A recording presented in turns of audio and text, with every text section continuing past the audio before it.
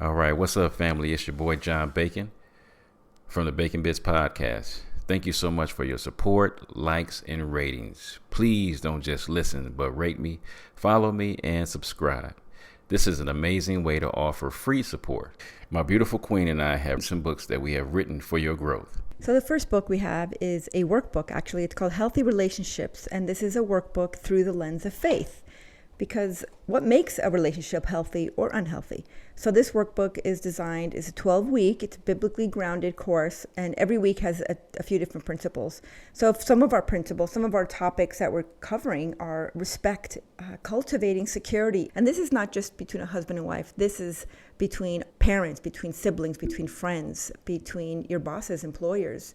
So it's really important, and everyone deserves a healthy relationship. And also we have The Balanced Life by John Bacon. It covers how to be prosperous in your finances, relationships, your health, your mind, and your spirit.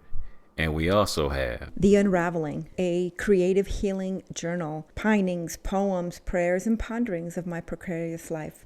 I've had a testimony of I've had 2 brain tumors and 2 brain surgeries, and I'm super grateful, but I'm still grieving the process of healing. And this is part of the process. In this book, you have devotionals, you have prayers, and you have some ponderings. And in between these pages, there's a space for you to also be prompted to paint and to create your own, or maybe you want to write something in these books. This is part of your creative healing journal that we get to walk through together. And you guys can just head over to Kingdom Servants First. Kingdom Servants, the number 1, st.com. And you can purchase all 3 of these books. Thank you for your support, your love, and your contributions. God bless. I mean, the seeds in my hand are wonderful. And those seeds have a lot of plants inside of those seeds. But if you never plant those seeds in the dirt, they will never produce the very thing that's on the picture of that pack.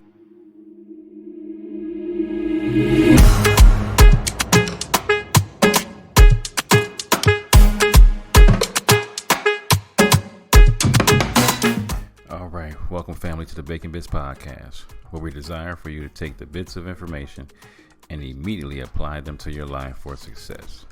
The ground rules for our podcast is that it will always be encouraging, uplifting, and informative. The areas of life that we will be talking about on the Bitz podcast is dealing with having a balanced life.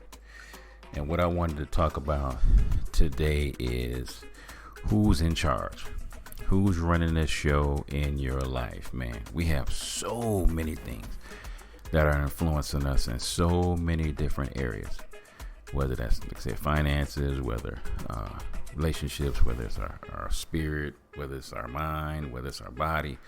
We have so many things that are influencing us today, whether it's TV, movies, the latest trends that's going on in life, whether it's sometimes, the economy, inflation, whether it's COVID and whatever of the diseases and things we got coming out. So there's always something influencing us, and we got to ask ourselves the question, but who's running the show? Because to everything, there has to be an author.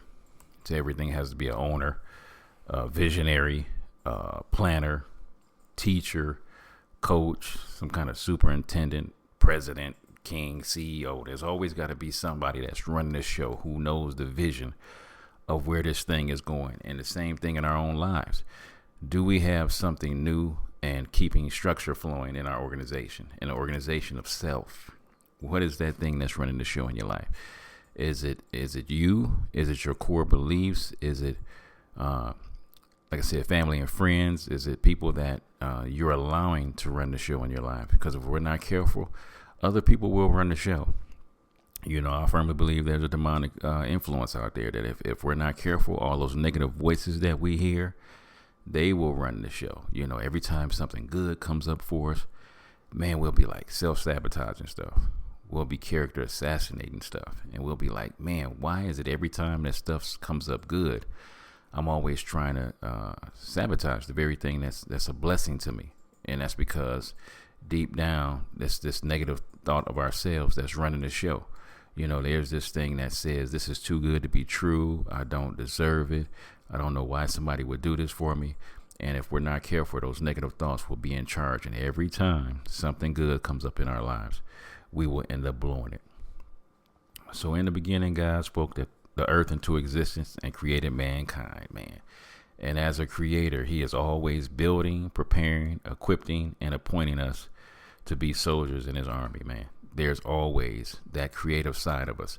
Even if a person like myself, who I do not think I am creative at all, there's things that cause me, to start this podcast. I wanted to create something that if I was able to speak to the 20-year-old me, what would I say to me?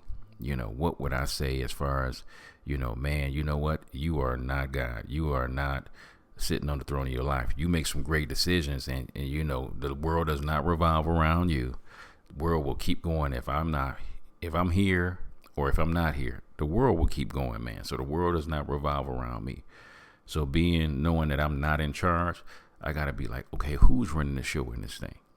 When I allow God to be God and do what he wants to do in my life, man, life turns out so sweet. And once again, when I say sweet, that don't mean easy. Turn out sweet is, man, things are falling into place that I never would have imagined. There's nothing like looking back over the course of your life and seeing where you started at, in your teens. I left home when I was 21 because I wanted to prove that I was a man. And the reason why I love, still to this day, starting new things is because I had a great start of moving from Flint, Michigan to Tucson, Arizona. And man, I had to start all over again. And that was so fun. It was so scary. It was so troublesome. It was so many things, man. I really would love to tell people, man, you're going to have a certain mindset. You're going to be dogmatic and everything is going to fall into place. Man, there was many a thing that didn't fall into place when I first moved here. But I love starting over, man.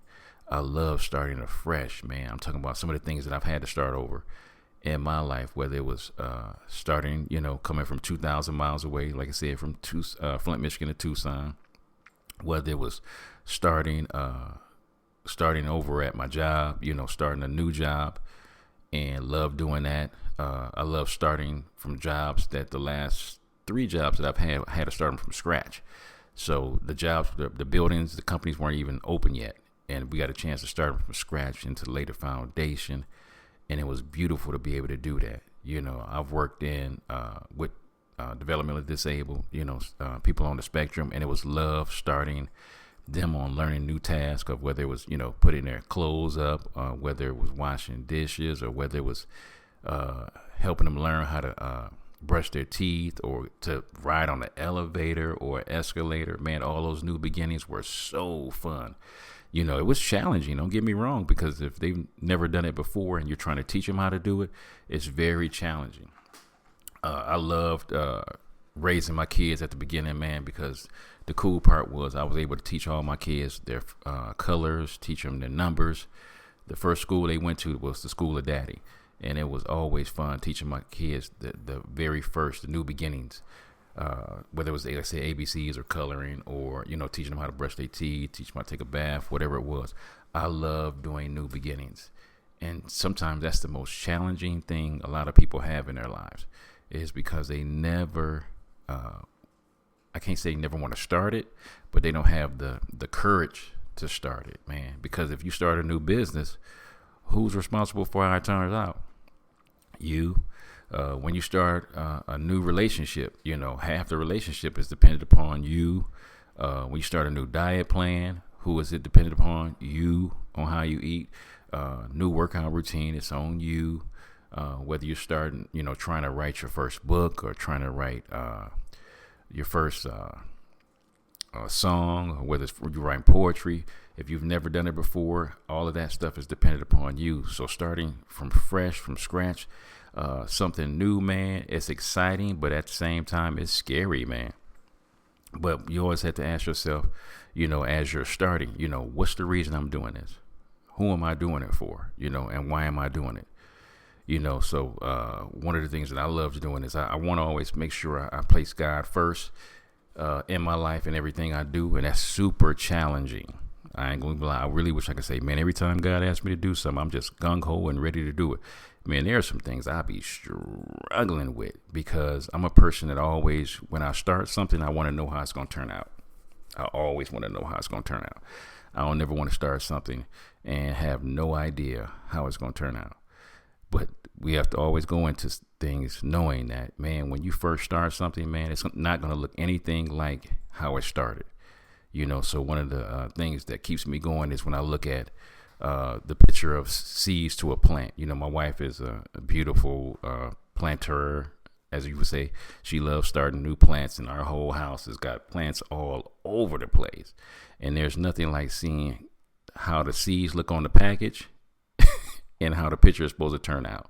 This looks totally different. I mean, the seeds in my hand are wonderful, and those seeds have a lot of plants inside of those seeds. But if you never plant those seeds in the dirt, they will never produce the very thing that's on the picture of that package of the seeds. And it's the same thing with life, man. A lot of us know in our heads what to do, but as far as planting it in the dirt of our hearts and making that thing happen and cultivating it and nurturing it, it will never happen. And it's the same thing, I would say as children of God. I think a lot of Christians have Jesus still on the cross of their minds, but they've never taken him off the cross to plant him in their hearts so that they can have the harvest and the kind of life that he says. So there's one thing of knowing scriptures backwards and forwards, the Hebrew and the Greek, and all this wonderful stuff. But if somebody was to look at your life, would they see from the love that you have for people that you are a child of God? And I think that's a major thing. I think more people would be having a relationship with God if that actually happened, where they would just get out of their heads and get into their hearts the word of God and what he wants to do in their lives, man. So I think that's super important. So when we say in charge, just as the Lord is our shepherd, we shall not want. What more could you ask for? Our God, he makes us to lie down in green pastures. Man, green? What does green symbolize? Something fresh, something new. And God wants us to sit down and enjoy the newness of where our life is at, whether that's a new relationship, a new job, man, a new recipe we learned, or a new language you're trying to discover. I think a lot of times we are in such a hurry to get to a destination that we forget to enjoy the process of the ride. I really believe that, man. I think one of the things that we really loved while we was in South Dakota, man, was the weather. What we enjoyed about South Dakota is I was seeing plants and trees that I had never seen before. As far as we was enjoying our kids, as well as enjoying the season and enjoying the place where we were at. I think that's really important, man, for us to sit down, slow down, man, and enjoy our lives. And God being in charge, man, he leads us beside the still waters, man, of life. Leads us. Will we allow him to lead us, man? Will we allow him to take charge? Will we allow the Spirit of God that lives in us, man, to help us live this life out? When we say he's in charge, is he really in charge? Or do we take the wheel and we hope Jesus sits on the passenger side? How do we allow him to be in charge? How can you even believe you are in charge of anything when you don't birth yourself? You don't pick your parents. You don't choose the texture of your hair. You did not choose the color of your eyes. You can't make your hair grow, your heart beat, the blood pump. You can't determine your height. It says in Psalms 119:73, thy hands have made me and fashioned me. Give me understanding that I may learn thy commandments. Man, that is powerful. If God does all that, why wouldn't we just let him be in charge, man? But guess what? It always goes back to this. He's going to tell me what to do, but am I willing to do it? That's a big one, man. That's a big one. He says, love others as I love myself. That means even my enemies, because God made everybody fearfully and wonderfully in his image and in his likeness. And whether I like them or not, whether I like their personalities or not, whether I like how they talk to me or not, guess what? God still wants me to love them in spite of. And man, that is a challenge, because I got to allow God to be in charge and say, Lord, I want you to love them through me. Because as of right now, I feel like knocking this person out. I feel like busting them in the mouth, giving them a black eye. I feel like causing them some bodily harm. But Lord, you told me not to do that. You told me to make sure I love them and respect them. And guess what? I ain't got to be there the whole time. God says it in his word. I love that he gave us this. He says, if it's at all possible, live peaceable with all men. That's work, man. That's work. Part of you being in charge of your life is, will you take responsibility for where your life is at? Will you take responsibility? And that takes a lot of work, man. That takes a lot of humility. That takes humbling. That takes killing our egos and our pride. You know, like I said, always have a little bit, man. Like I said, to put some deodorant on. My wife says put some cologne on, and make sure you know, if you have hair, because I don't have any hair to comb, make sure you're taking care of your hair, you know, putting some makeup on and things of those nature. But when it's all said and done, like, are you taking charge for what God has given you, man? Can I admit and acknowledge this is where I'm at in life? And I'm at this point in my life right now because of the decisions that I have made. Let me acknowledge that. You know, I might have seen relationships, how they ran, but I got to understand that I don't have to be forced to run my relationship according to what I've seen. And it's hard to do when you was raised a certain way, and then you know as you get older that wasn't the way, but you're trying to learn, okay, let me learn what it is to be in a healthy relationship. Let me learn how it is to manage my money correctly. Let me learn how to love like I've always desired to be loved. Let me learn to take care of the body that I've been blessed with, man. Let me acknowledge that. And it's one thing to acknowledge it, and then it's one thing to take responsibility of, you know what, I'm here because of me. I did this. Let me acknowledge that. Let me do those things that I know and say, you know what, I put myself in this predicament. I'm the one that did the drugs. I'm the one that did the alcohol. I am the one who cussed that person out. I am the one who said mean things. I am the one who physically got in trouble. So whatever that thing is, man, admitting this is where I'm at right now, acknowledging that is really important. Acknowledging it, accepting it, that you take responsibility. Now that I've done all those things, what action steps can I take to change my life? What are those action steps? And that is important because I got to come up with a game plan, because we've heard it said before, if you fail to plan, you plan to fail. You have got to have some kind of idea of what you need to do to jumpstart your heart, jumpstart that mind, jumpstart your energy level of where you're trying to go, of you saying that you're in charge. I got to have an aha moment. When I'm trying to change anything, I got to acknowledge and be honest and accepting of where I'm at. The next step is I got to be brutally honest and tell myself the truth, man. Got to tell myself the truth. But what is the action steps after that? AHA, awakening. Let me acknowledge that. Let me be honest with myself and tell myself the truth. Stop lying to myself, because if I lie to myself, I'm going to lie to everybody that's around me. So I got to tell myself the truth. And now I got to have some action steps on what it is to do to change my life, man. And it ain't got to always be something big at the beginning. Just getting started is huge. Getting started is huge. Whether that is, let me start saving 1%, because I didn't have any savings. I was going from paycheck to paycheck. Let me start saving 1% a month. You know, let me put that away in a jar, because, you know, I'm talking about my pride and ego. Man, I don't want to take no $7 to the bank. That's embarrassing. So let me just put it in a jar or a little box or something and put it away and keep on consistently saving up that 1%. And then when I say, man, you know what, that's pretty easy, let me go to 2% and let me start saving that. And let me start saving that. And then when that's good, easy, 3. So then you just build your way up to having a nice savings account. Whether it's with my relationships, man, I got to start killing my pride. I got to start getting to the point that every time, you know, my kids or my wife speaks, let me just be quiet and listen. Not to respond, but to be able to pay attention to what they are saying. And if I don't understand what they're saying, to acknowledge that and say, you know what, babe, let me repeat back to you what I thought I heard you say. Because sometimes, because we're dealing with so many past voices and our own negativity, that sometimes we don't hear things correctly. So if it's learning how to start from there, let me learn how to listen, man. That's a big part of having great relationships is let me learn how to listen. I'm not always right. Let me admit that. Let me acknowledge that. You know what? I always think I'm right when I'm doing everything. Let me stop and pay attention to listen to what the other person has to say that I'm in a relationship with.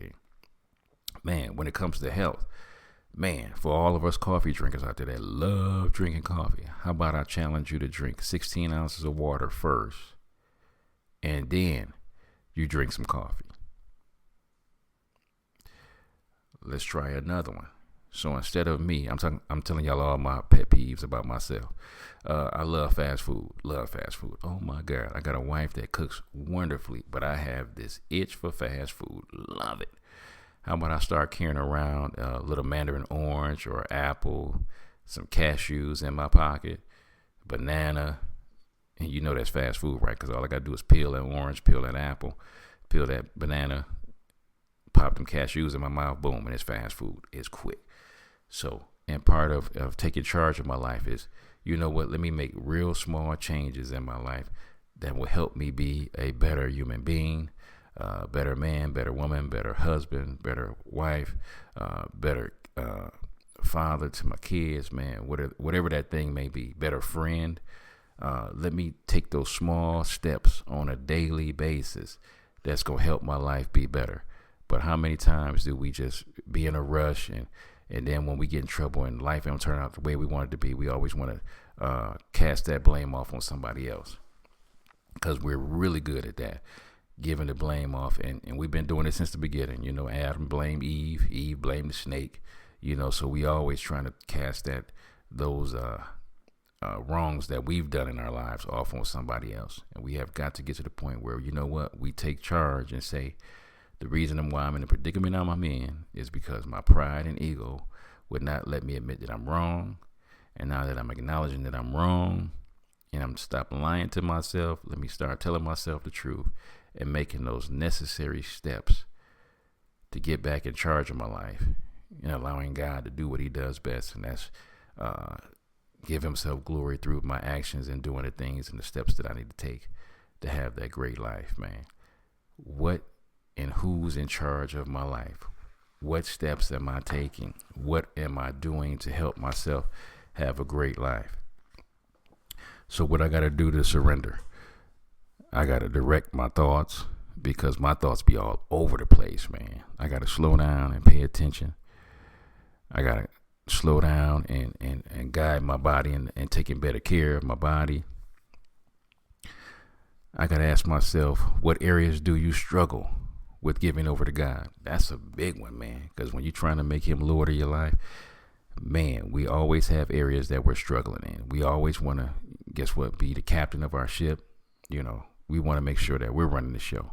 But when I surrender and say, you know what, Lord, how can I make this life better by giving up this struggle of letting you have it? You know, because I grew up where you had to always take charge of your life and be running the show and doing those things that sometimes I've seen other people doing it and it didn't work for them, and I'm still doing it anyway.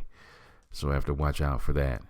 If someone were to watch me, would they see God controlling my life? If somebody was to watch me, could they see that the stuff that I'm talking about, is it really working in my life, or am I just using the head knowledge that I have, which not applying it to my own very life? Have you asked the Lord to control areas in which you struggle, man? Yeah, whether it's struggle in anything, you know, struggling with the ego problem, struggling with knowing what to say, struggling with knowing what to do, struggling with trying to go to this next level in my life, and whatever area that may be, to slow down, pay attention, and say, you know what, Lord, I'm going to need your help on this, because I'm all over the place. And I would like to leave you with this, man. Seek God for direction in everything you do. By you spending intimate time with the Lord, this will become natural to you, and then he will easily answer all the questions that you have. But we got to slow down and let him run the show. This is your boy John Bacon with another segment of Bacon Bitz. I love you guys. God bless.